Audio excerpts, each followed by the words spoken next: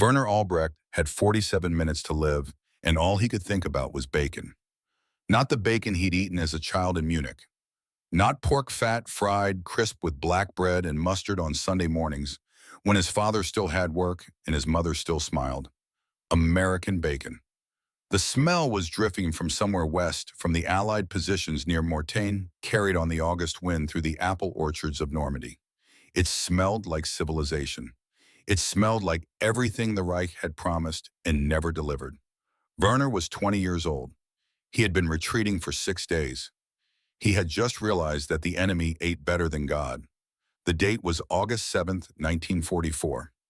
The time was 0447 hours. The place was a stone farmhouse 3 kilometers east of Mortagne, and Werner was sitting inside a Panther tank that smelled like diesel fuel sweat and the particular kind of fear that comes from knowing you're about to die for a lie. The Panther's engine idled behind him. The Maybach HL230 12 cylinders arranged in a V configuration, 700 horsepower at 3,000 RPM, and it was overheating again. It was always overheating. The temperature gauge read 95 degrees Celsius. Normal operating temperature was 80. At 110, the engine would seize. At 120, it would catch fire. Werner was the loader and radio operator. His position was on the right side of the turret, surrounded by 45 rounds of 75mm ammunition, stacked in racks that would become shrapnel if anything penetrated the armor. The shells were heavy. Each one weighed 15 pounds. He had loaded and unloaded them so many times in the past 4 months that his right shoulder sat lower than his left. The commander was Hauptmann Friedrich Stolz, 34 years old career officer, still believed in victory. He sat in the cupola with his head out, scanning the tree line with binoculars. The gunner was Feldwebel Hans Muller. 28 silent efficient, had a wife in Hamburg he hadn't seen since 1942. The driver was Gefreiter Klaus Bauer.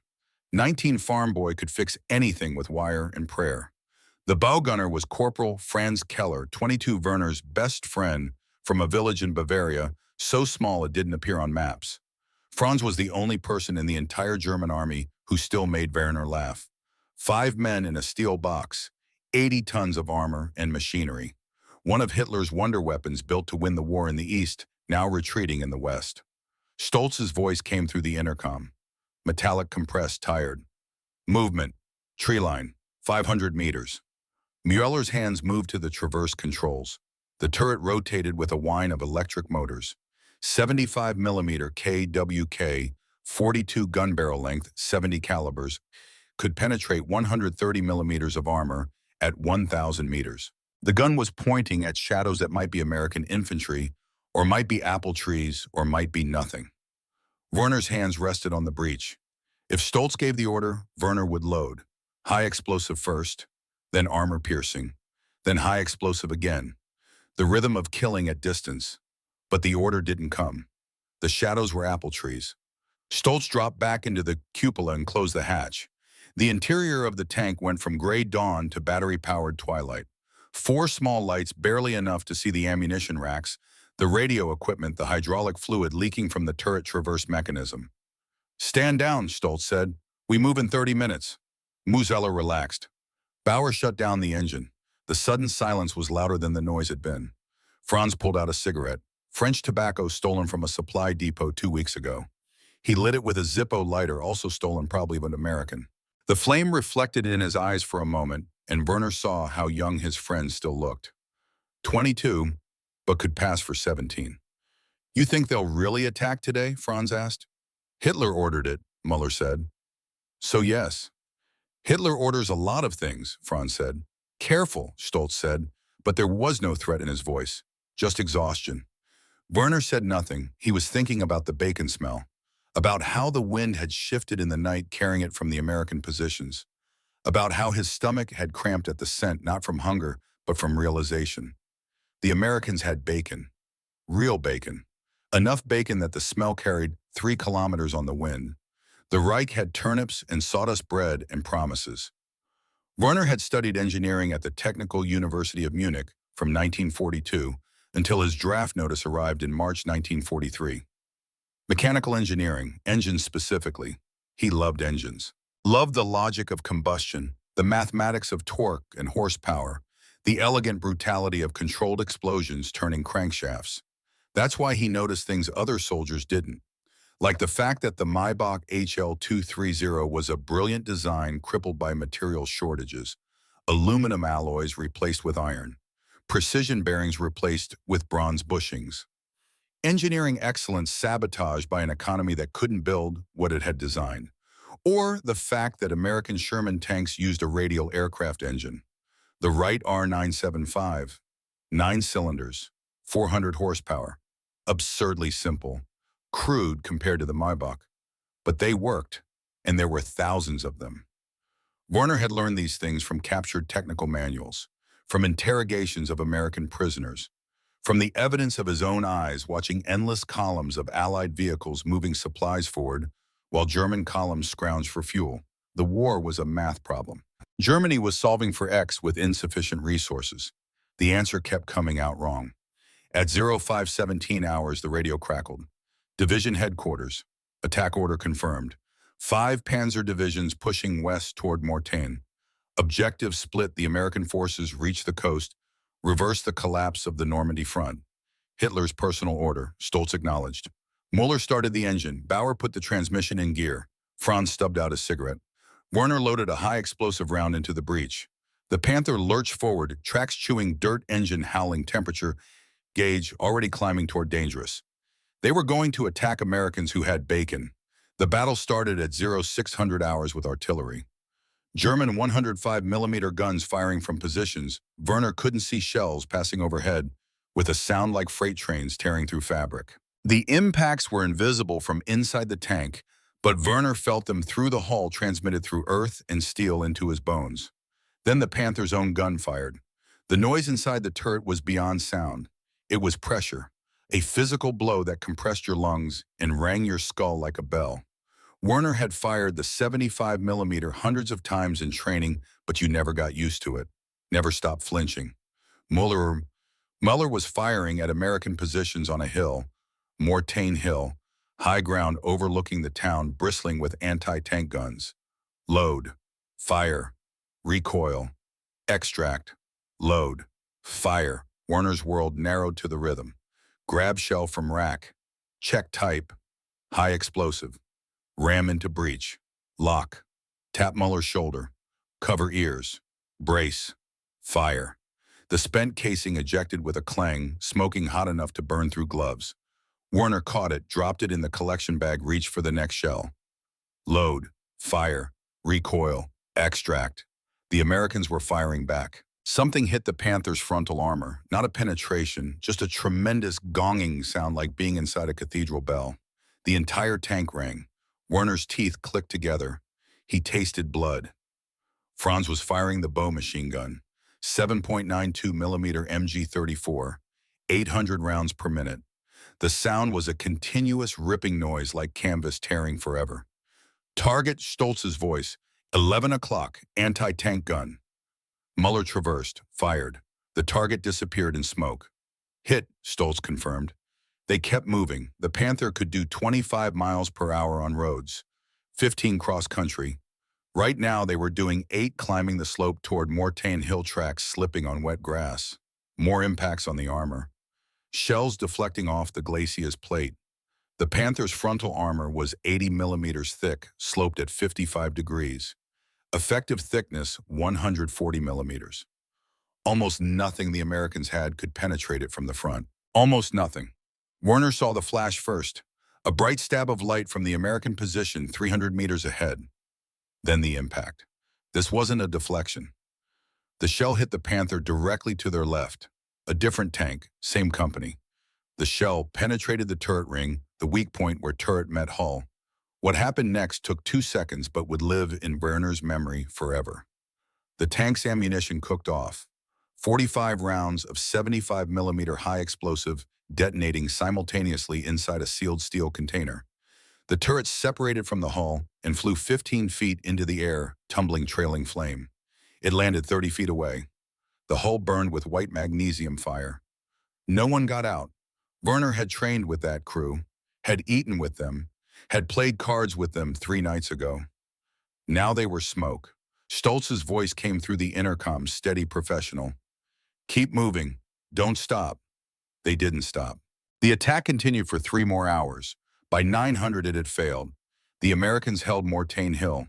The Panzer divisions had gained nothing. Casualties were mounting. The attack was supposed to split the Allied line. Instead, it had walked into a defensive position the Americans had been preparing for days. At 10:20 hours, new orders came through. Withdraw, regroup, prepare for new objectives. Translation: retreat. The Panther turned east, back toward the roads they'd come from, back toward the growing chaos of an army that had just expended its last offensive capability and gotten nothing for it. Werner's shoulder ached from loading. His ears rang from gunfire. His mouth tasted like cordite and copper. But they were alive. All 5 of them. Still alive. That night, Werner stood in a captured American foxhole and discovered what the enemy ate. The position was on the outskirts of Mortain, hastily abandoned, when German forces had briefly pushed forward in the morning. The Americans had pulled back to better positions, leaving equipment behind. Standard procedure. Nothing valuable. Just the trash of soldiers who expected to retake the ground later. Werner had volunteered for perimeter watch. He needed to be outside the tank. Needed air that didn't smell like diesel and sweat. Needed to stand on ground that wasn't vibrating from an overheating engine. The foxhole was well constructed. Proper depth, good drainage firing steps cut into the walls. The Americans knew how to dig. They had entrenching tools that actually worked, not the stamped sheet metal pieces the Wehrmacht issued that bent on the first rock. At the bottom of the foxhole, partially buried in mud, was a small cardboard box. Werner picked it up. Olive drab color. Printed text, U.S. Army Field Ration K. He opened it. Inside, a can of meat, a can of cheese, hard biscuits, powdered coffee, sugar tablets, cigarettes, Chesterfield brand, matches, toilet paper, and a chocolate bar. Hershey's, tropical formula, designed not to melt. Werner stared at the contents for a full minute. This was a single soldier's ration for one day, for one man, and it contained more food than Werner's entire squad had shared yesterday. The chocolate bar weighed 4 ounces. Werner knew because he'd studied American technical specifications. He knew the caloric content. 600 calories, enough to sustain heavy labor for hours. He opened the chocolate, broke off a piece, put it in his mouth. The sweetness was shocking. His body reacted like it had been struck. Saliva flooded his mouth. His stomach cramped. He hadn't tasted real sugar in 6 months. Franz appeared at the edge of the foxhole, rifle slung, grinning. Found something good. Werner showed him the K ration box. Franz's grin faded. He climbed down into the foxhole, picked up the can of meat, read the label. Pork luncheon meat, 12 ounces. He looked at Werner. They give this to every soldier. Standard ration, Werner said. Every day. Every day. Franz set the can down carefully like it might explode. We're losing, he said quietly. Yes, Werner said. Not because they are better soldiers. No, because they can feed their army. Werner broke off another piece of chocolate, offered it to Franz. They ate American chocolate in an American foxhole while the Maybach engine overheated half a kilometer away and the Reich's last offensive in France collapsed into logistics and math. Werner, Franz said, what if we are the bad guys? Werner didn't answer. He wrapped the remaining chocolate in its paper, put it in his breast pocket. It would save his life later. He didn't know that yet. What he knew was this: the Americans had bacon and chocolate and cigarettes and toilet paper. The Germans had ideology and promises and orders to attack without fuel. The math was simple. The answer was clear. They were losing. 3,000 miles west at 08:15 hours on the same morning, Second Lieutenant James Patrick Delaney was trying not to vomit. He was sitting in the cockpit of a P-47D Thunderbolt serial number 42, 26641, nicknamed Boston Bell, painted in white script below the canopy, and his hands were shaking at 12,000 feet. The shaking wasn't from fear. It was from the Pratt & Whitney R2800 engine thundering 6 feet in front of him, 18 cylinders arranged in 2 rows, 2,535 horsepower at 2,700 RPM. The vibration came through the stick, through the rudder pedals, through the seat, into his spine and skull and teeth. Jimmy had been flying combat missions for 3 weeks. 12 sorties so far, 0 confirmed kills. He was beginning to understand why. The briefing that morning had been simple. Ground support at Mortain, German counterattack in progress. Hit anything with a cross on it. Don't hit anything with a star. Simple. Until you were at 12,000 feet, looking down at a landscape that was smoke and fire and tiny vehicles that could be friendly or enemy or civilian, and you had maybe 4 seconds to decide before you committed to a dive at 350 miles per hour. Jimmy's wingman was Second Lieutenant Robert Chen, Chinese-American from San Francisco.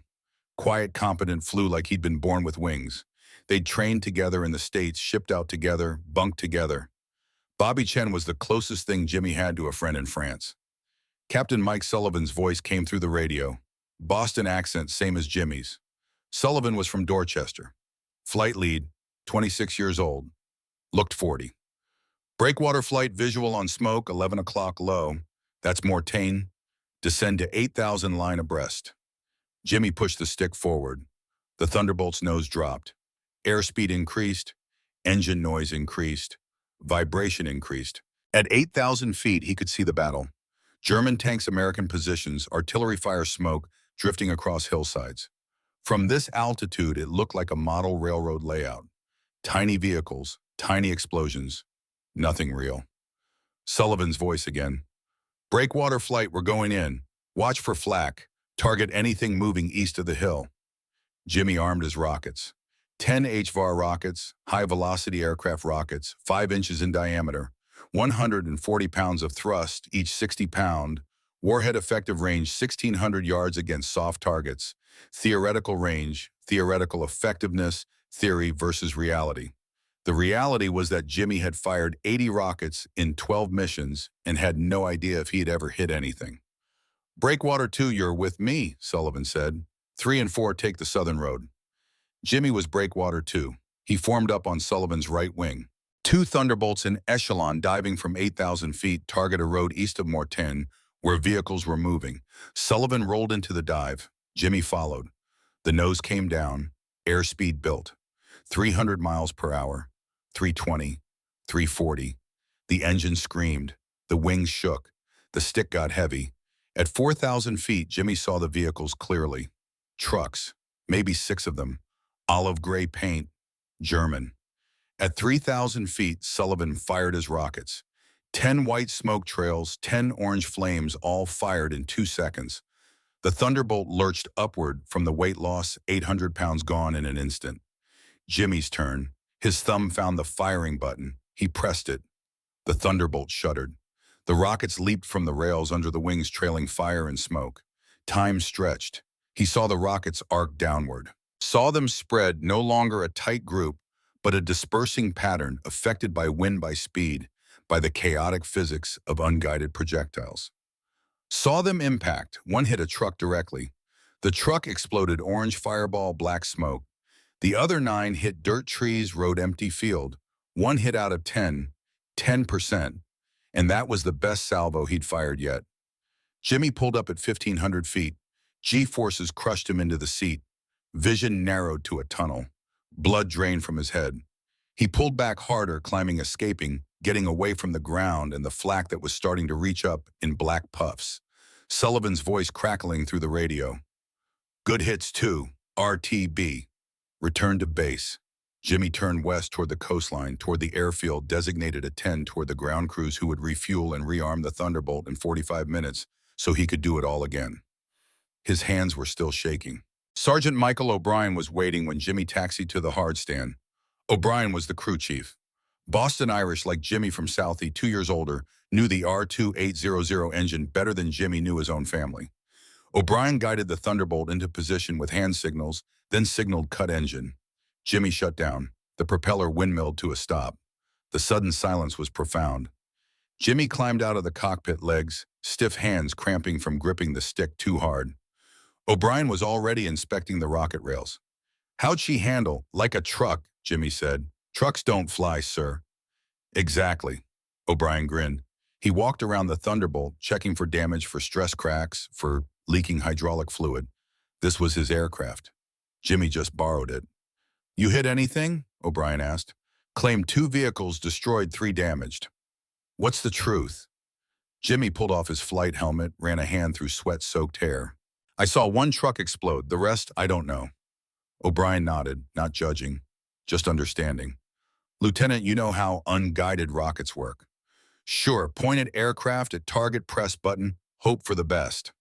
That's about right, but here's the math. You're doing 350 miles per hour.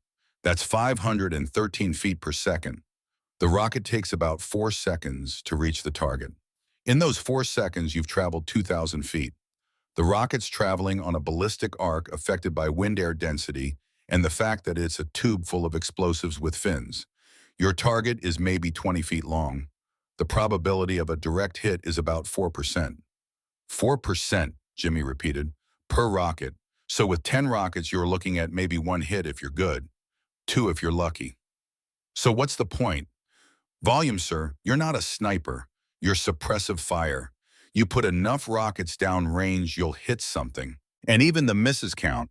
Guy in a truck sees 10 rockets coming at him. Even if 9 miss, he's not driving that truck anymore. Jimmy thought about that. Thought about the truck he'd definitely hit. Thought about the men inside it. How many missions did you fly today? O'Brien asked. 1. You'll fly 3 more before sunset. Maybe 4 if the weather holds. That's 40 rockets. Even at 4%, that's 2 solid hits. 6 damaged vehicles. That's 6 trucks that aren't bringing supplies to the front. 6 trucks worth of ammunition or fuel or food that doesn't reach German soldiers. That's the job. Doesn't feel like enough. It's not about feeling, sir. It's about math. O'Brien patted the Thunderbolt's wing. Go get some coffee. I'll have her ready in 30 minutes. Jimmy walked to the operations tent. His legs felt strange. Solid ground felt wrong after an hour in the air. Inside the tent, other pilots were debriefing. Bobby Chen was there marking up a map with a grease pencil showing the intelligence officer where he'd attacked. Jimmy poured coffee from a battered percolator. The coffee was terrible. Burned bitter barley coffee at all. He drank it anyway. Chen finished his debrief and walked over. How'd it go? 1 hit confirmed, Jimmy said. Maybe. Same. This is harder than they told us in training. Everything's harder than training. They drank bad coffee and didn't talk about the fact that they were 23 years old and their job was killing people they'd never met from aircraft moving faster than cars on roads they couldn't pronounce. Sullivan entered the tent, dropped his flight gear on a table, poured coffee. Next mission briefing in 20 minutes, he said to no one in particular. Same target area. Germans are pulling back. We're hitting the retreat. Jimmy finished his coffee, checked his watch. 11:47 hours. 4 more missions before sunset. He went outside, smoked a cigarette he didn't want, watched mechanics swarming over Thunderbolts like ants on sugar, watched fuel trucks and ammunition trailers and bomb carts moving in careful choreography. Industrial warfare. He thought about the truck he'd hit, wondered if anyone had gotten out, wondered if they'd had families, wondered if it mattered, decided it didn't, decided it couldn't, went back inside for the briefing. August 8th through August 12th became a blur of missions and meals and sleep that never lasted long enough. Jimmy flew 4 sorties on the 8th, 5 on the 9th, 4 on the 10th, 3 on the 11th, 5 on the 12th. 21 missions in 5 days. He claimed 34 vehicles destroyed, 8 damaged. He had no idea what the real numbers were. Bobby Chen was shot down on August 11th. They were attacking a column near Argenton. Chen's P-47 took an 88mm flak burst at 1,100 feet, too low to bail out. The Thunderbolt nosed over and went straight in 400 yards from Werner's position, though neither of them knew it yet. No parachute, no radio call, no body recovered. Jimmy watched it happen from 800 feet away, watched his friend's aircraft auger into French farmland and explode, watched black smoke rise. Couldn't do anything about it. Finished his attack run, spended his rockets, returned to base, filed a report. Chen's gear was packed up that afternoon. His bunk was empty by dinner. Jimmy didn't cry, didn't talk about it. Flew 2 more missions that day. O'Brien found him after the 2nd mission, sitting on the wing of the Thunderbolt, staring at nothing. I heard about Chen, O'Brien said. Jimmy nodded. You okay? No. You gonna be okay, ma'am? Eventually. O'Brien sat down on the wing next to him. The metal flexed slightly under their combined weight. How do you do it? Jimmy asked. Watch us take off, not knowing if we're coming back. Same way you do it, O'Brien said. One mission at a time, one day at a time. You can't think about the odds or you'll go crazy. The odds are bad. The odds are always bad in war. That's why they call it war. They sat in silence for a while. The sun was setting. The August heat was finally breaking. Somewhere in the distance, artillery rumbled. Chen was a good pilot, O'Brien said, the best I knew. Then honor him by staying alive. Jimmy thought about that, thought about the mathematics of survival, thought about the 4% hit rate and the fact that Bobby Chen had been a better pilot than Jimmy, and it hadn't mattered. I'll try, he said. By August 12th, the tactical situation had changed completely. The German counterattack at Mortain had failed. American forces under Patton had swung north to Argenton. Canadian and Polish forces were pushing south toward Falaise. The gap between them was 12 miles wide and closing. Inside that gap, the entire German 7th Army and 5th Panzer Army, somewhere between 80,000 and 100,000 troops. Every vehicle they had left, every tank that still ran, all of it trying to squeeze through a gap that got narrower every day. The evening briefing on August 12th was standing room only. Every pilot who could fly was there. RAF Typhoon squadrons, American P-47 squadrons, even some P-51 Mustangs from the fighter groups. The briefing officer was a major Jimmy didn't recognize. He stood in front of a map covered in red circles and blue arrows. Gentlemen, tomorrow we're going hunting. The Germans are trapped in what we're calling the Falaise pocket. Everything inside this area is a legitimate target. The gap is 12 miles wide. Our job is to make sure nothing gets through it alive. Weather is forecast clear, visibility unlimited. German fighter cover is minimal. This is going to be a target-rich environment. Someone in the back whistled. The major continued. RAF 2nd Tactical Air Force is committing 200-plus Typhoons. We're putting up every P-47 we have. Sortie rate is going to be maximum sustainable, 4 to 6 missions per aircraft per day. Turnaround time 45 minutes. This is an industrial-scale operation, gentlemen. We're not trying to win dogfights. We're trying to destroy an army. He paused. Let that sink in. Get some sleep. First launch is at 0530 hours. Dismissed. Jimmy walked back to his tent. The sun had set completely. Stars were visible through broken clouds. He found O'Brien near the Thunderbolt doing a final inspection with a flashlight. You hear the briefing? Jimmy asked. Heard enough. Tomorrow's going to be bad. Tomorrow's going to be necessary. Jimmy leaned against the landing gear. The tire was warm from the day's heat. Mike, do you ever think about what we're doing? I mean, really think about it. O'Brien clicked off his flashlight. Every night, sir. And I think about the guys on the ground who need us. I think about ending this war faster. I think about going home. He paused. And I try not to think about the other stuff. Does it work? No, but I try anyway. That night, Werner dreamed of Munich, of his mother's kitchen, of Anna, his girlfriend, the engineering student he'd met in a thermodynamics lecture in 1942, of Sunday mornings and coffee and the smell of bread from the bakery across the street. He woke at 0400 hours to the sound of aircraft engines. The Jabos were coming, and Werner had nowhere left to run. The first Typhoons came at dawn. Werner heard them before he saw them, a sound like the sky tearing. The Napier Sabre engine, 24 cylinders, arranged in an H configuration, 2,200 horsepower, screaming at low altitude. The British had built an engine that sounded like rage. It was 0618 hours on August 13th. Werner was in a ditch beside what used to be a road. The road was packed with vehicles, bumper to bumper, for 7 miles. Trucks, half-tracks, staff cars, artillery tractors, ambulances, tanks. Everything the German 7th Army owned trying to squeeze east through a gap that was already too small. Traffic jam, death trap. The Typhoons came in low, 800 feet in a line. Werner counted 6 aircraft. Under each wing, 4 rockets. RP-3 rockets. 60 pounds of high explosive per warhead. 3 inches in diameter. 5 feet long. He pressed himself into the ditch and tried to become part of the earth. The first rocket hit a Panther tank 200 meters ahead of Werner's position. Not a penetration, a near miss. The explosion blew the tracks completely off. The tank slewed sideways, blocking the road. Everything behind it stopped. The second rocket hit a fuel truck. The fuel truck didn't explode, it vaporized. One moment it was a vehicle, the next it was an expanding sphere of orange fire that consumed three other trucks and set a half-track ablaze and sent burning men running into fields where they fell and didn't get up. Werner watched through his fingers like a child watching a nightmare. The Typhoons made one pass and were gone. 48 rockets fired in 90 seconds. Time over target, maybe 2 minutes. Then just the sound of burning and screaming and someone yelling for a medic in a voice that kept getting weaker. Stoltz appeared at the edge of the ditch. His face was gray. His uniform was covered in dust. "Abandon the Panther," he said. "We walk from here." Franz climbed out of the ditch, looked at the burning vehicles, looked at Stoltz. "Walk where?" "East, away from this." "How far?" "Far enough." Mueller and Bauer joined them, the 5 crew members of a tank that no longer moved. They took their rifles, their ammunition, their water bottles.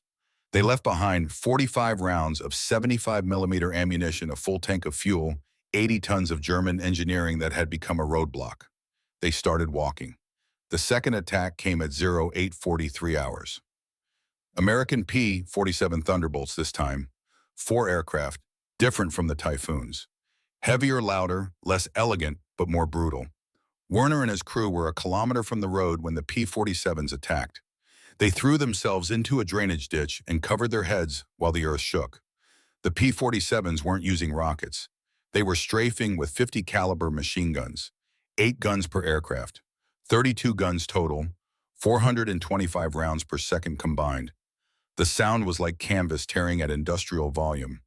Werner risked looking up, saw one P-47 pull out of its dive at 600 feet, saw the tracers every 5th round making lines of fire from aircraft to ground, saw vehicles shredding, saw windshields exploding, saw men cut in half, saw one man trying to run and then not running and then not moving.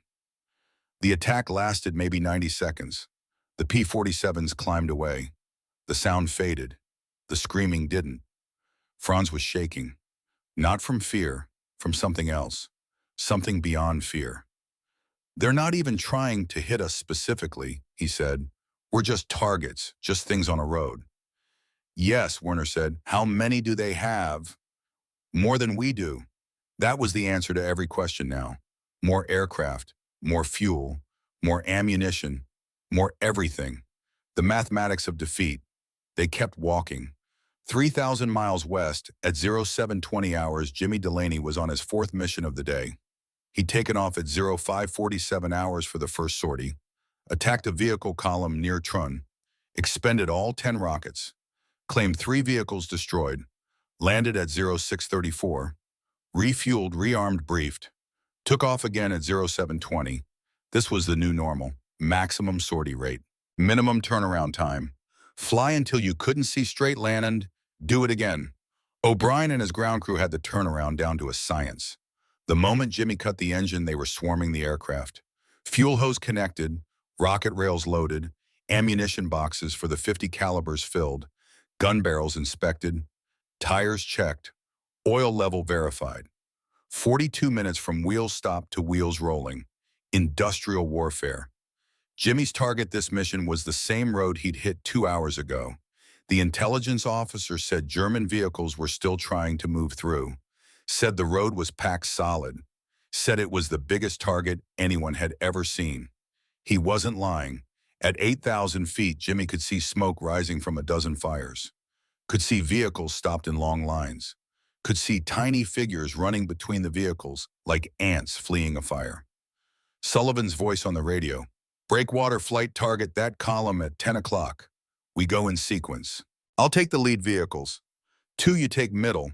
3 and 4 take the rear." Jimmy acknowledged, rolled into the dive. The Thunderbolt accelerated. 320 miles per hour. 350. 370. The engine howl became a scream. The stick got heavy. The whole aircraft vibrated like it was coming apart. At 2,000 feet, Jimmy picked his target. A cluster of trucks bunched together where the road curved. He centered them in his gun sight. Pressed the firing button. 10 rockets leaped away. 10 smoke trails. 10 chances at 4% probability each. He watched them fall. Watch them impact. 3 hit trucks directly. Massive explosions. Secondary explosions. Ammunition or fuel cooking. Off. The other 7 hit road dirt trees. 30% hit rate. Best he'd ever done. He pulled up at 1,200 feet. Flak started reaching for him. Black puffs of 88mm airburst. He jinked left, climbed hard, got out of the engagement zone. Back to base. Land, refuel, rearm, brief, takeoff. Again, and again, and again. By 1,400 hours, Jimmy had flown 6 missions, 60 rockets expended, claims submitted for 18 vehicles destroyed, 12 damaged. Real number. He had no idea. Everything was smoke now. The roads were burning. The fields were burning. He was dropping rockets into smoke and calling them hits. His hands were cramping. His back ached. His eyes burned from staring into the sun. His ears rang from engine noise despite the leather helmet. He landed after the 6th mission and could barely climb out of the cockpit. O'Brien was there, grabbed his arm, helped him down. "Sir, you need to eat something." "Not hungry." "Don't care. You need calories." O'Brien walked him to the mess tent, forced a sandwich into his hands. Spam on white bread. Jimmy ate it without tasting it. A British pilot was sitting nearby. RAF uniform, Typhoon squadron patch. He looked as tired as Jimmy felt. "American," the British pilot asked. "Yeah, you RAF, 183 Squadron." He extended a hand. "Thomas Ashford." Jimmy shook it. "Jimmy Delaney, Boston." "Ipswich. Well, originally, haven't been there in 3 years." Ashford lit a cigarette. His hands were steady. "How many today?" "6 sorties. You 5. Going up for a 6th shortly." He exhaled smoke. "This is madness, you know. What we're doing." "Yeah. But necessary madness." "Yeah." They sat in silence for a moment, the kind of silence that happens between people doing the same terrible job. "You married?" Ashford asked. "No, yes, Mary. She's pregnant, due in September." He smiled, but it didn't reach his eyes. "I'm going to be a father, assuming I live that long." "You'll make it." "Maybe, maybe not. The flak's getting worse. They're concentrating their guns." He stubbed out the cigarette. "But that's the job, isn't it? We keep flying until we don't." "That's the job." Ashford stood. "Back to it then. And good hunting, Jimmy Delaney from Boston." "You too." Jimmy watched him walk toward the Typhoon flight line, watched him climb into his aircraft, watched the ground crew prep the plane. Didn't know he'd just met a dead man. August 14th through 17th became a continuous blur of missions and destruction. Jimmy flew 4 missions, on the 14th 5, on the 15th 6, on the 16th 5, on the 17th. 20 missions in 4 days. 200 rockets, claims beyond counting. The roads in the Falaise pocket were impassable now. Not from craters, from debris, burned vehicles, dead horses, abandoned equipment. The Germans weren't retreating in good order. They were fleeing, leaving everything behind. On the 16th, Jimmy saw men abandoning tanks, just climbing out and running. Saw trucks pushed into ditches to clear the roads. Saw artillery pieces left where they stood because there was no fuel to tow them. Saw a column of troops marching east on foot, no vehicles at all, just men walking with rifles. He didn't attack them, not because of mercy, because he was out of ammunition. On the 17th, he met Ashford again in the mess tent. The British pilot looked worse, thinner, eyes hollow, hands shaking slightly when he lit his cigarette. "Still alive," Ashford said. "Still alive," Jimmy agreed. "I saw my replacement today." "What?" "New pilot, fresh from training, showed up this morning. They're expecting casualties." Ashford laughed, but it was a bitter sound. "They're planning for me today." "You're not going to die." "Statistics say otherwise. 20% loss rate on Typhoons. I've flown 40 missions. The odds are catching up." Jimmy didn't know what to say to that. Couldn't argue with math. "If I don't make it," Ashford said quietly, "tell Mary I was thinking about her. Tell her the baby would have had a good father. Tell her yourself." "I will. But if I can't, you tell her." "Okay.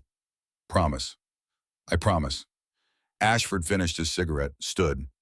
"Tomorrow's supposed to be the big one. Maximum effort. Every aircraft that can fly." "I heard." "See you on the other side, Jimmy." "See you." Jimmy never saw him again. Werner's world had narrowed to survival. August 14th, they walked 8 kilometers. Hid during the day when the Jabos came. Moved at dawn and dusk when the attacks paused. August 15th, 6 kilometers. Franz's shoulder wound from an earlier shrapnel hit was infected. Fever, red streaks spreading from the wound. No antibiotics, no medical care. Just keep walking. August 16th, 4 kilometers. Muller was killed by artillery. Canadian guns firing blind into the pocket. Shell landed 20 meters away. Shrapnel took him in the throat. He bled out in 90 seconds. Nothing anyone could do. They buried him in a shallow grave. Kept walking. August 17th, 2 kilometers. Franz could barely stand. The fever was worse. He was delirious talking about his village, about harvest season, about things that didn't exist anymore. Werner and Bauer took turns supporting him. Stoltz led the way. 4 men now, down from 5. How long until 3, until 2, until none? That night, Werner ate the last of the American chocolate. He'd been saving it, rationing it. One small piece every other day, making it last. It had become a talisman. Proof that the enemy was human. Proof that somewhere there was still civilization and kindness and things that tasted sweet. He broke off the final piece, put it in his mouth, let it melt slowly. The sugar hit his system like electricity. His body was starving, had been starving for days. The chocolate was 400 calories of pure energy. It kept him moving when his legs wanted to quit. It saved his life. He didn't know it yet, but in 12 hours, that chocolate would be the difference between walking and collapsing, between reaching the Allied lines and dying in a ditch. American kindness delivered by accident, saving a German soldier's life. The mathematics of mercy. August 18th dawned clear and bright. Perfect flying weather, perfect killing weather. The Falaise gap had narrowed to 4 miles. The corridor between Troon and Chambois. Every German soldier still west of that line was trying to get through it. The roads were K, vehicles 3 abreast, horses pulling carts, men on foot, wounded in ambulances, officers and staff cars. Everyone moving east, everyone desperate, everyone too late. At 0530 hours, Jimmy took off for his first mission of the day. The briefing had been simple. Everything that can fly flies today. Maximum ordnance load, maximum sortie rate, no restrictions on targets. Anything in the pocket dies. He was flying with a new wingman, Second Lieutenant Frank DeLuca from Brooklyn, Bobby Chen's replacement, 22 years old, 5 missions of experience. They reached the target area at 0547 hours. What Jimmy saw made him understand the word apocalypse. The roads were packed solid. Vehicles burning, smoke rising in columns that merged into a single black cloud. Explosions happening continuously as ammunition cooked off. And everywhere movement. Vehicles trying to squeeze through gaps. Men running. Chaos at industrial scale. Sullivan's voice. Breakwater flight target, that concentration at 12 o'clock. We're going in hot. Jimmy dove. The Thunderbolt screamed down through 4,000 feet. 3,000. 2,000. At 1,200 feet, Jimmy fired all 10 rockets in a single salvo. Didn't aim at specific vehicles. Aimed at the road, at the mass, at the concentration. The rockets impacted in a line. Explosions walked through the column like a giant's footsteps. Vehicles flipped. Men scattered. Fire spread. Jimmy pulled up hard. G-forces crushed him. Vision tunneled. He gasped for air. Made it to 4,000 feet. Banked away. Headed back to base. Mission time, 18 minutes from takeoff to landing. O'Brien was waiting. How was it bad? How bad? Worse than anything I've seen. Can you fly again? Have to. Second mission at 0715, third at 0845, fourth at 1020. By the 4th mission, Jimmy wasn't thinking anymore. Just flying, just diving, just firing, just killing. The smoke was so thick he couldn't see targets clearly. He was dropping rockets into a black cloud and assuming they hit something. On the 5th mission at 13:15 hours, DeLuca's P-47 took a hit. They were pulling out of a strafing run when the 88mm shell caught DeLuca's aircraft in the wing root. The wing folded. The Thunderbolt rolled inverted and went down. DeLuca got out. Jimmy saw the parachute open at 800 feet, saw him drift down into the pocket, into German territory. Hoped he'd survive. Knew the odds were bad. Kept flying. Sixth mission at 15:30 hours. By this point, Jimmy's hands were shaking so badly he could barely hold the stick. His vision was blurred. His back screamed from G-forces. He'd been flying for 10 hours with maybe 20 minutes of rest between missions. Sullivan noticed. "Delaney, you okay?" "Fine." "You're not fine. I can see you from here." "I can fly." "One more mission, then you're grounded." "Understood." They dove into the pocket one more time. This time Jimmy saw something that would stay with him forever. A horse on fire, running through a field, burning alive, running until it collapsed. Men abandoning vehicles, just throwing down weapons and walking east with their hands up. A truck pushed into a ditch by another truck. Men inside screaming. This wasn't war, this was extermination. Jimmy fired his last rockets into the smoke and climbed away and didn't look back. Landed at 16:23 hours. Cut the engine. Sat in the cockpit for 5 minutes before he could move. O'Brien climbed up on the wing. Didn't say anything, just sat there. "I need to stop," Jimmy said finally. "I know. I can't do this anymore today." "I know." "How many did I kill?" "Don't think about that." "How many, Mike?" "I don't know. Nobody knows. Don't think about it."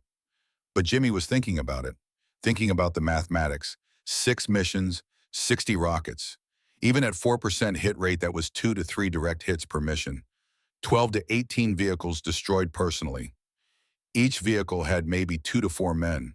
24 to 72 men killed today. By him. Personally. The math was simple. The answer was terrible. Werner heard the P-47 before he saw it. It was 14:20 hours. He was hiding under a stone bridge with Franz Bauer and Stoltz. The bridge was old, built centuries ago, strong enough to survive German tanks and Allied bombs. The P-47 came in low, strafing run, 50 caliber rounds hitting the road, the bridge, the vehicles. The sound inside the bridge was deafening. Rounds ricocheting off stone, sparks flying, concrete chips exploding, bloating like shrapnel. Franz was sitting against the bridge wall. Werner saw the rounds walk toward him, saw the line of impacts coming closer. Tried to yell a warning. Too late. 3 rounds hit Franz in the chest. The 50 caliber bullets were half an inch in diameter. Each one weighed 2 ounces. They were designed to destroy aircraft engines. What they did to human tissue was catastrophic. Franz died instantly, didn't make a sound, just slumped over. Werner crawled to him, checked for pulse, found nothing. His best friend, the only person who still made him laugh. 22 years old, dead in a French bridge because of bullets meant for airplanes. Werner should have cried, should have screamed, should have felt something. He felt nothing. Just numb, just empty, just tired. Stoltz pulled him away. "We have to keep moving." "He's dead." "I know." "We still have to move." They left Franz under the bridge. Didn't have time to bury him, didn't have tools, didn't have energy, just left him there. 3 men now, Werner, Stoltz, Bauer. They walked east. At 14:37 hours, Werner saw the Typhoon. It came in low over the trees, engine screaming, trailing black smoke. Hit. The aircraft was losing altitude fast. Pilot trying to maintain control, heading for a field 800 meters from Werner's position. The Typhoon hit hard, nose down, plowed through a wheat field. Slid 200 meters. Stopped. Small fire at the engine. Spreading. Werner could see the cockpit, could see the pilot moving. Trapped. Canopy jammed. He was 800 meters away. Could reach it in maybe 4 minutes at a run. The fire was spreading fast. Maybe 3 minutes until it reached the fuel tanks. Werner looked at Stoltz. Stoltz looked back. Neither spoke. They both knew what the choice was. Run to help an enemy pilot who'd been trying to kill them, or keep walking towards safety. Risk death to save a life, or choose survival. Werner chose survival. He turned away from the burning aircraft, started walking east. Behind him he heard screaming. The pilot, trapped, burning. Werner kept walking. The screaming lasted maybe 90 seconds. Felt like hours, then silence. Werner didn't look back. 30 minutes later, when the fire had died down, he went to the wreckage. Didn't know why. Maybe guilt, maybe curiosity, maybe the part of him that was still human and not just a survival machine. The pilot was dead, burned, still in the cockpit. Werner found the dog tags in the grass, thrown clear somehow. Metal chain, 2 tags. He picked them up, read them. Ashford Thomas J. Flight Lieutenant, C of ERAF. There was a letter too, tucked in the grass near the wreckage. Envelope charred but readable. Addressed to Mary Ashford, 14 Pembroke Lane, Ipswich. Werner took the dog tags, took the letter, didn't know why. Put them in his pocket, kept walking. 23 years later, he would finally deliver them. But he didn't know that yet. August 19th, 0530 hours. Werner woke in a culvert. Bauer was gone. Deserted during the night or killed or just lost. Werner didn't know. Stoltz was still there. Barely. Wounded from artillery shrapnel. Losing blood.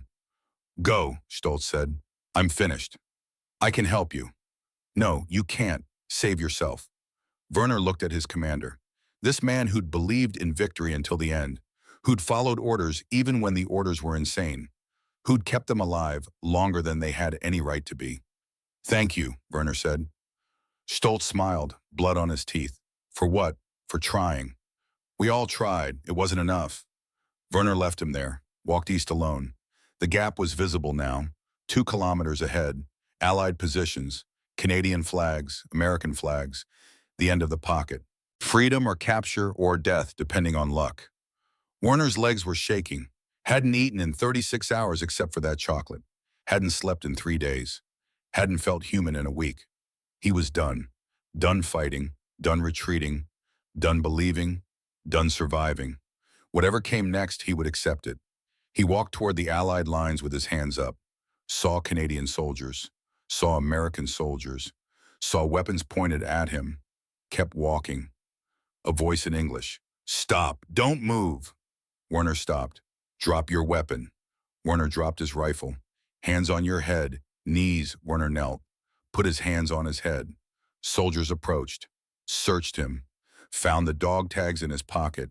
Found the letter. One soldier, American accent, older. Sergeant Stripes. What's this dog tags, Werner said in English. British pilot. He crashed. I took them. Why bust on them? I don't know. The sergeant looked at him for a long moment, then nodded to the other soldiers. He's unarmed. Process him. They gave Werner water, first clean water in a week. He drank until he vomited. They gave him food, K-ration, crackers and cheese. He ate slowly, kept it down. They gave him a cigarette, Chesterfield. He smoked it. They didn't beat him, didn't shoot him, didn't torture him. They treated him like the Geneva Convention said they should, like a human being. Werner sat in a field behind Allied lines surrounded by hundreds of other German prisoners and realized something. He'd survived, against all probability, against all logic, through American chocolate and random chance, and the mathematics of chaos he'd survived. Franz was dead. Muller was dead. Stoltz was probably dead. Thousands were dead. But Werner Albrecht, 20 years old engineering student from Munich, was alive, and the men who'd been trying to kill him for 2 weeks had given him water and food and cigarettes. The enemy had shown him more kindness than his own army had in months. He didn't understand it yet, but he would.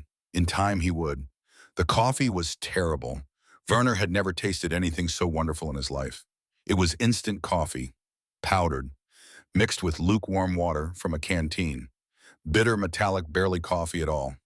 But it was hot and it was free, and the American soldier who gave it to him didn't spit in it first. August 19th, 0820 hours.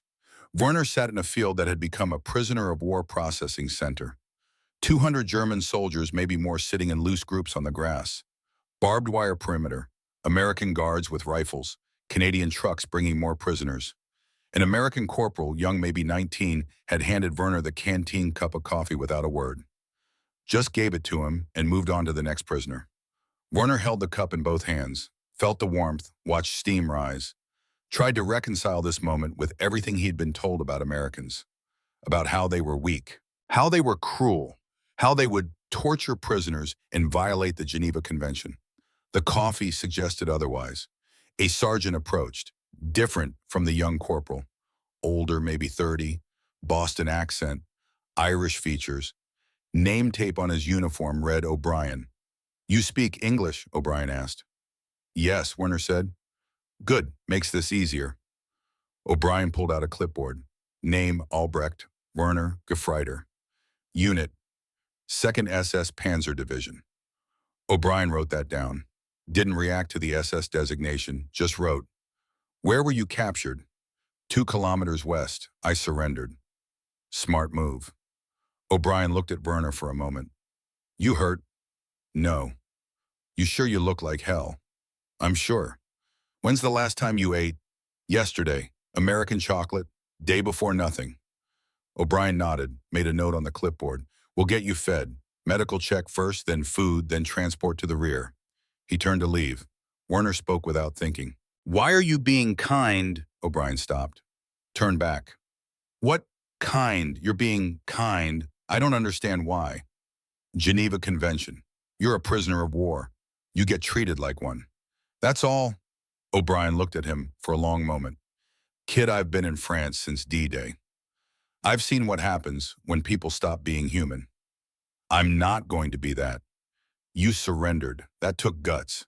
Far as I'm concerned, your war's over. Mine's not. But yours is. So yeah, we're going to be kind." He walked away. Werner sat there holding his terrible, wonderful coffee and tried not to cry. The medical check happened at 1,000 hours. An American medic corporal looked at Werner's leg wound from shrapnel, cleaned it, bandaged it properly, gave him sulfa powder. "This'll keep it from getting infected," the medic said. "Change the dressing every day. You'll be fine." "Thank you," Werner said. "Don't mention it." The medic moved to the next prisoner. Werner watched him work. Watched him treat German soldiers with the same care he'd give Americans. No difference. Just medicine. The mathematics of humanity. At 11:30 hours, they brought food. Not K-rations this time. Hot food from a field kitchen. Beans, bread, and bacon. Werner stared at the bacon on his metal tray. This was the smell that had haunted him from the first morning at Mortain. The smell that had meant civilization and kindness and everything the Reich couldn't provide. He picked up a piece. Grease on his fingers, still warm, put it in his mouth. The salt and fat hit his system like a drug. His body starved for protein and calories responded immediately. Saliva flooded his mouth. His stomach cramped with sudden hunger. He ate slowly, made it last. Every piece of bacon was a small resurrection. A German prisoner next to him, older maybe 40, watched him eat. "They feed us like this?" the older man asked. "Apparently," Werner said. "Better than our own army fed us." "Yes. We lost, didn't we? Really lost." Werner thought about that, about the chocolate, about the coffee, about the bacon, about the medic in the Geneva Convention and Sergeant O'Brien's kindness. "Yes," he said, "we lost." But for the first time, losing didn't feel like the end of the world. 3 days later, Werner was on a truck heading to a POW camp in England. Before he left, something strange happened. August 22nd morning, Werner was in the holding area waiting for transport. A lieutenant appeared. American, young, maybe 23, tired eyes, flight jacket, pilot. The lieutenant was talking to O'Brien. Werner was close enough to hear. "Sergeant, you mentioned there was a German prisoner who knows aircraft engines." "Yes, sir. Kid named Albrecht, smart, speaks good English, was studying engineering before the war. I'd like to talk to him." "Sure thing, Lieutenant." O'Brien found Werner, brought him over. "Albrecht, this is Lieutenant Delaney. He flies P-47S. Wants to talk shop with you." Werner looked at the American pilot, saw the exhaustion, saw the 1,000-yard stare that came from too much combat, saw someone who looked like Werner felt. "Hello," Werner said. "Hi." The lieutenant extended a hand. "Jimmy Delaney, Boston." Werner shook it. "Werner Albrecht, Munich." They stood there awkwardly for a moment. "O'Brien says you know engines," Jimmy said. "I studied them before." "What kind of aircraft mostly?" "American engines. Your R2800, the Pratt and Whitney. Brilliant design." Jimmy's eyebrows raised. "You know the R2800T. Twin-row radial, 18 cylinders, 2,500 horsepower." Very reliable. Yeah, it is. Jimmy paused. What did you work on in your army? Maybach engines, tank engines, HL230, 700 horsepower. Any good design, bad materials, always overheating. They talked for maybe 20 minutes. About engines. About compression ratios and valve timing, and the difference between radial and inline configurations. About the elegance of American mass production versus German precision engineering. Not about the war, not about killing, just about machines. At one point, Jimmy asked, your tank, where'd you lose it? Near Troon, August 13th, tracks destroyed, abandoned, shot it. I flew that area, August 13th. Then perhaps you destroyed my tank. Maybe, I don't know. I fired a lot of rockets, hit rate was terrible. I watched many aircraft attack, most missed, but volume was enough. They both understood the mathematics of that. Finally, Jimmy checked his watch. I should get going, another mission in an hour. How many have you flown? 68. You. Sorry. How many times did we try to kill you? Werner thought about that. I stopped counting after the first day. Jimmy nodded, extended his hand again. Good luck, Werner. Hope you make it home. Same to you. And they shook hands. Two mechanics who'd spent 2 weeks trying to kill each other, connected by a shared understanding of engines and mathematics. Jimmy walked away. Werner never expected to see him again. He was wrong. The years passed. 1944 became 1945. Werner spent 18 months in a POW camp in Scotland. Camp 21 Comrie, agricultural work detail, fair treatment, adequate food, access to technical books. He learned advanced English, studied engineering texts, worked on farm equipment, and discovered he had a gift for troubleshooting machinery. The dog tags stayed in his belongings. Ashford's dog tags, the letter to Mary. Werner didn't know why he kept them. Guilt, maybe, or the need to remember that moment when he'd chosen the survival over humanity. The war ended in May 1945. Werner waited for repatriation to Germany. It didn't come. Anna's letter arrived in June. She'd married someone else. A man who'd been 4F kept out of the war by bad eyesight. He'd been there while Werner was gone. She was sorry. She hoped Werner understood. Werner understood. Germany was rubble. Munich was destroyed. His parents were dead killed in an air raid in 1944. He had no home, no family, no future. In March 1946, a Canadian official visited the camp with an offer. German POWs with technical skills could emigrate to Canada. Work visas, path to citizenship, jobs in manufacturing, agriculture, aviation. Werner volunteered immediately. 3 months later, he landed in Toronto. Started working at de Havilland, Canada. Junior engineer, aircraft maintenance division, specialty radial engines. He was good at it, better than good. He understood engines the way other people understood languages. Could diagnose problems by sound alone. Could see solutions others missed. By 1950, he was a senior engineer. By 1955, a project lead. By 1961, of the best troubleshooters in the company. He never married, never had close friends. Lived alone in a small apartment and worked 60-hour weeks and tried not to think about Franz burning under a bridge or Muller bleeding out or Stoltz dying in a culvert. Tried not to think about Ashford screaming in a burning cockpit while Werner walked away. The dog tags stayed in a safety deposit box. The letter with them. Wrapped in cloth. Locked away. Out of sight but never out of mind. Meanwhile, 3,000 miles south, Jimmy Delaney was living a different life. He'd flown until the war ended. 147 combat missions total. Distinguished Flying Cross, Air Medal with clusters, survival against 50% casualty rates. Came home to Boston in September 1945. Got his job back at Logan Airport. Aircraft mechanic, then supervisor, then manager. Married Anne Sullivan in 1947. Good Irish Catholic girl from Dorchester. Daughter born 1949. Second daughter 1952. Son 1955. Bought a house in Quincy. Small yard. 2-car garage. The American dream in 3 bedrooms and 1 bathroom. But the war didn't leave him. He dreamed about it. About diving through flak. About rockets impacting. About the horse on fire. About Bobby Chen's P-47 going down. About Ashford saying, "Tell her the baby would have had a good father." He'd tried to contact Mary Ashford after the war, wrote to the address in Ipswich. Letter returned, no forwarding address. He didn't know she'd miscarried in September 1944. Didn't know she'd remarried in 1947. Didn't know she'd moved to Sheffield and became Mary Thornton and tried to forget the pilot husband who'd burned to death in France. He kept a photo of Ashford, kept his flight logs, kept the memories locked away in the same place he kept the kill counts and the rocket impacts, in the faces of men he'd probably killed. Didn't talk about it much. Anne knew not to ask. O'Brien stayed in touch.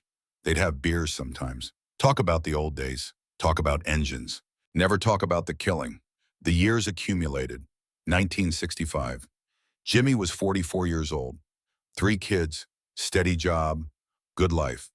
But something was missing. He didn't know what. In 1966, Werner had a crisis. A colleague at de Havilland died. Heart attack. 45 years old. Dead at his desk between lunch and the afternoon meeting.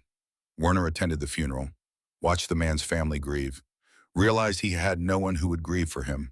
He was 42 years old. Successful career, comfortable life, completely empty. That night he opened the safety deposit box, took out Ashford's dog tags. The letter to Mary. 22 years he'd carried this guilt. 22 years of remembering the screaming. 22 years of knowing he could have tried to save a life and chose not to. He needed to make peace with it. Needed to find Ashford's family. Deliver the tags. Close the circle. He wrote to the RAF Historical Society. Sent a query about Flight Lieutenant Thomas J. Ashford 1A. 183 Squadron killed August 18, 1944.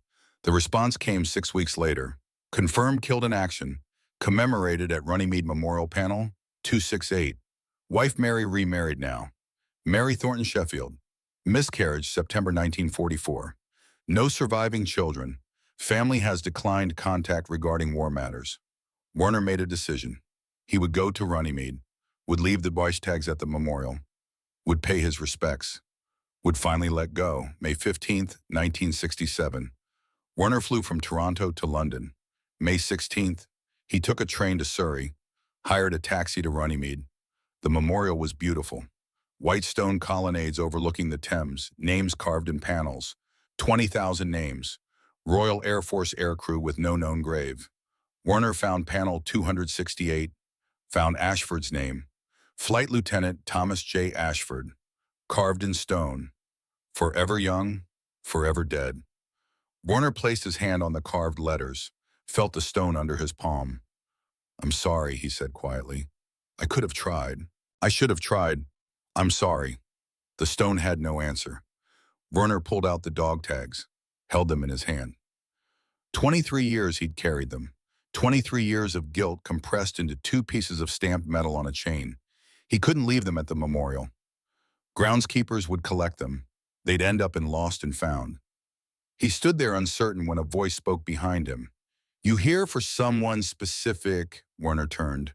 An American man, maybe 45, standing 20 feet away, studying a different panel. "Yes," Werner said. "A man I knew." "Same. Well knew of. Never met him." The American walked closer. "Name was Ashford. Thomas Ashford. Friend's friend. You." Werner's breath stopped. "The same," he managed. The American's eyes widened. "Wait, your accent. German, Paul?" "Yes." "You knew Ashford how?" Werner looked at this American, saw the flight jacket well worn, saw the bearing of a military man, saw something familiar in the face but couldn't place it.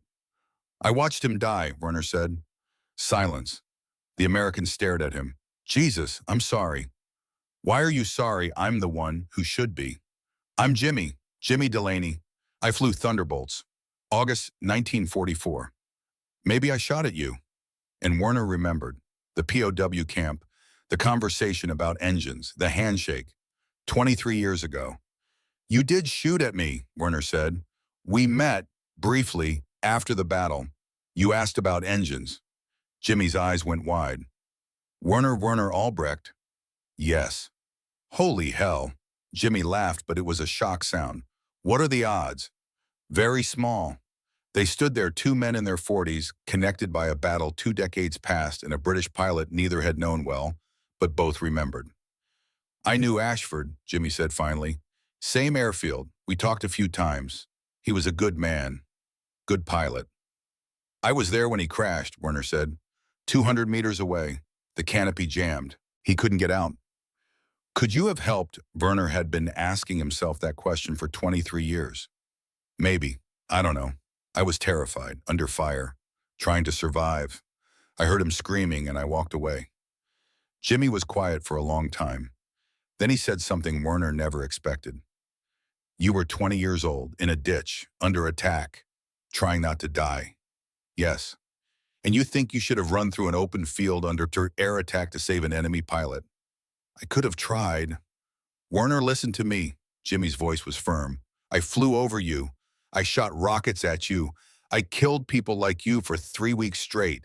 68 missions. 200 rockets. I don't know how many men I killed. Don't want to know. But I know this, you didn't kill Ashford. The war killed him. Same war that almost killed you. Same war that almost killed me. But I could have saved him. Maybe. Probably not. The fire spread fast. You would have died trying.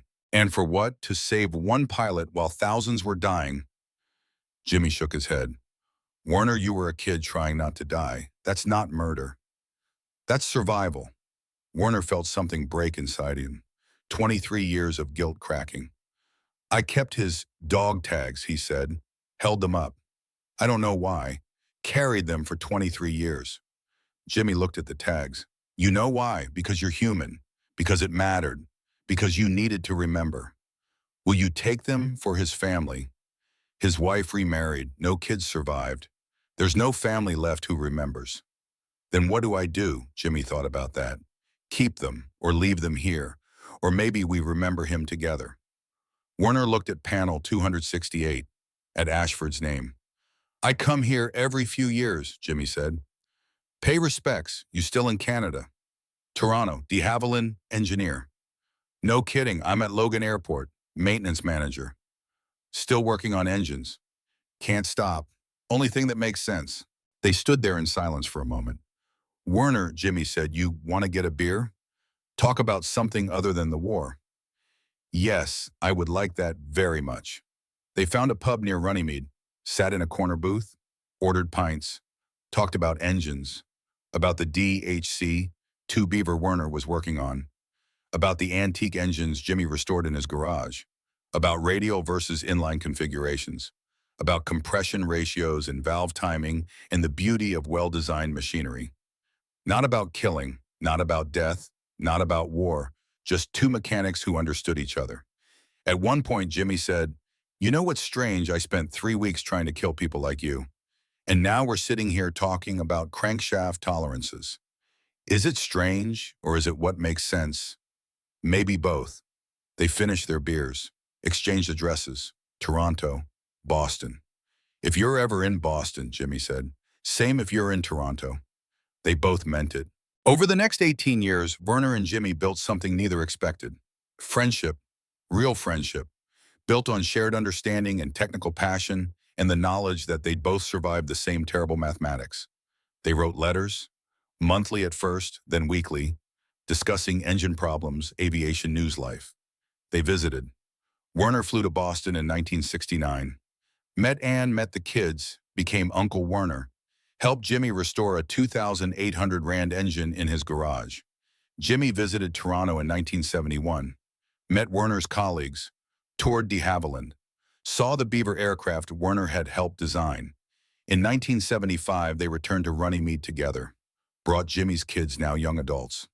Jimmy's son Robert, 18, asked, Dad, why are you friends with someone you fought against? Jimmy put his hand on panel 268, on Ashford's name. Because we're not what we did, we're what we chose to become after. In 1978, there was a barbecue at Jimmy's house. Werner was grilling burgers.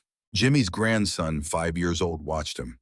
Grandpa Werner, why do you like the burned parts? Werner smiled. Because I remember when I was grateful just to smell it. He told the story then. The bacon smell from Mortain, the American chocolate, The coffee in the Geneva Convention and the kindness of enemies. Jimmy listened. I never knew that detail. There are many details we never shared. Perhaps we should. Perhaps we should. In 1982, they wrote a book together, The Engines of August Allied Air Power at Falaise. Technical history, personal narrative, dual perspective. It sold modestly. Aviation enthusiasts bought it. Veterans read it. The reviews called it Human Perspective on Industrial Warfare. In 1985, they found Mary Thornton. The RAF Museum had contacted her about a display on 183 Squadron. She'd agreed to visit, saw Ashford's dog tags in the display case donated by Werner through Jimmy, saw the plaque donated by friends who never met him but never forgot. She requested contact. They met in Sheffield, tea in a small cafe, three elderly people connected by a pilot who died 41 years earlier. Mary held the dog tags. I thought these were lost. I kept them, Werner said. I'm sorry it took so long to return them. You were there when he died. Yes. Did he suffer? Werner could have lied, could have said it was quick. But Mary deserved truth. Yes, he said, but not long, maybe 2 minutes. Mary nodded, tears on her face. Thank you for telling me. Thank you for remembering. I couldn't forget. Neither could I, but I'd started to until now. They talked for 2 hours about Thomas, about the war, about what came after. As they left, Mary hugged Werner. He would have forgiven you, you know, for not saving him. He would have understood. How do you know? Because that's who he was. January 1991. Jimmy died.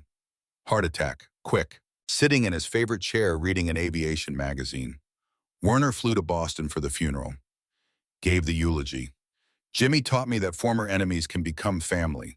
He showed me that machines bring us together, not just war that tears us apart. He was my friend, my colleague, my brother, in everything but blood. Anne asked Werner to take the R-2800 engine they'd restored together. He'd want you to have it. Werner accepted, had it shipped to Toronto, displayed it in his apartment, looked at it every day. May 1994. Werner returned to Runnymede one last time, 70 years old, health failing, alone. He brought a photo. Werner, Jimmy, and Mary from 1985. 3 survivors smiling. He brought the chocolate wrapper, the original one from August 1944, preserved in plastic, faded but intact. He placed both at the base of panel 268. Thomas, he said to the carved name, I'm sorry I couldn't save you, but I saved your memory, and your friends became mine. And that has to count for something. The stone, as always, had no answer, but Werner felt peace. October 1995, Werner died. Pneumonia, Toronto, surrounded by colleagues from de Havilland. His will specified his ashes be split, half buried in Toronto, half sent to Anne Delaney to scatter at Runnymede. In 1996, Jimmy's son Robert fulfilled the request, brought his own children, scattered Werner's ashes near panel 268, taught them what reconciliation looks like. May 8, 2025, VE Day plus 80 years.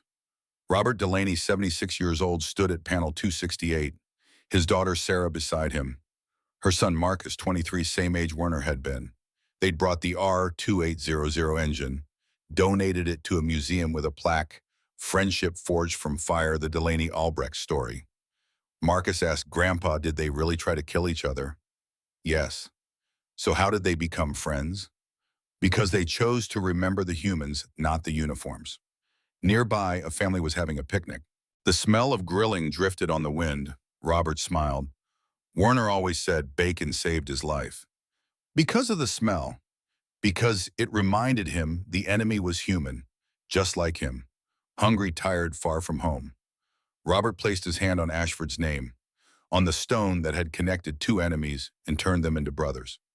Tommy, Jimmy, Werner, 3 mechanics who understood engines better than war. Only one came home, but all 3 taught us how to forgive. The wind carried the smell of cooking across the memorial, and for a moment across the decades and the mathematics and the terrible simple arithmetic of war, something felt complete. 3 men who'd fought each other, 1 who'd died, 2 who'd survived, all of them teaching the same lesson. That kindness matters, that forgiveness is possible, that chocolate and bacon and coffee and the small human gestures of decency can save lives and souls and futures. That we are not defined by the worst things we do in the worst circumstances, but by what we choose to do after. The mathematics of mercy, simple, brutal, true, human.